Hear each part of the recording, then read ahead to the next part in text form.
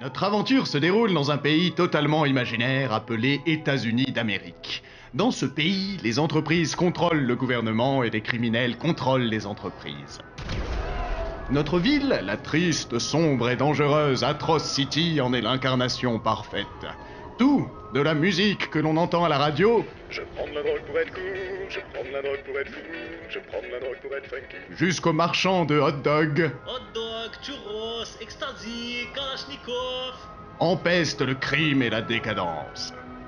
La demande élevée en violence et en meurtre permit l'émergence de talentueux prestataires, dont notre héros assassin Overkiller, ou Lance pour les intimes, qui gagne modestement sa croûte en tailladant, trucidant, menaçant, Je vais te tuer! extorquant, File ton blé! enlevant, Laissez-moi partir, mon... explosant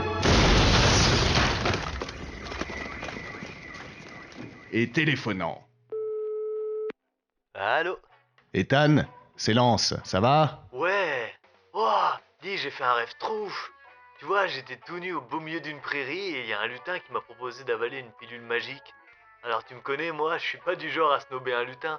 Donc j'ai pris son truc et ensuite il m'a invité sur son tapis magique.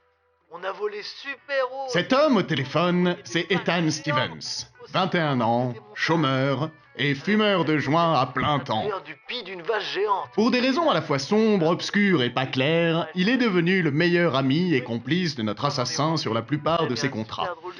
Un peu comme du caca. Si son état de défonce permanent l'empêche de réaliser pleinement les dangers auxquels son ami l'expose, tels que le risque de mourir ou de finir entre quatre murs à se faire péter la rondelle par un barbu nommé Giorgio, De super pouvoirs. il lui procure aussi un pouvoir de perception et une vision du monde libérée des contraintes stériles des gens sobres, et qui, parfois, ne manque pas de Donc du coup, pertinence. j'en ai conclu qu'il fallait pas goûter le caca des lutins, et ce même si c'est super bon. Génial. Bon, un connard m'a encore piégé ma bagnole et j'ai besoin d'un chauffeur pour un boulot. Tu peux être là dans une demi-heure? Mais grave! J'enfile un pétard, je fume ma veste et puis j'arrive direct. Ouais, bah tu fumeras ta veste sur la route, Ethan. C'est assez urgent. Pourquoi tu veux que je fume ma veste? Bah c'est toi qui... Oh, et puis laisse tomber, dépêche-toi. Ok. Et attends, je t'ai pas raconté. Et une bonne chose de faite. Oh merde! J'ai complètement oublié d'aller te chercher à manger, le chat. Ah, il doit rester 1 ou 2 kilos de viande de bœuf dans le congèle, mais pas plus.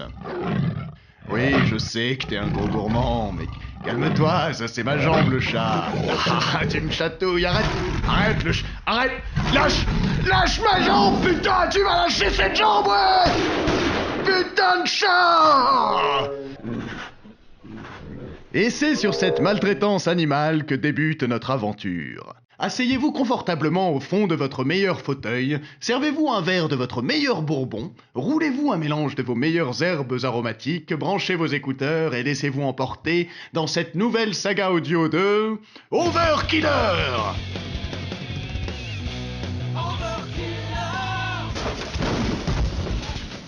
Tiré de la BD du même nom, toute ressemblance avec des lieux où les personnages existants ou ayant existé dans cette BD sont faits exprès puisqu'on vous dit que cette saga audio est tirée de la BD qui s'appelle Overkiller et que vous pouvez lire en ligne sur le site http://www.overkiller.fr.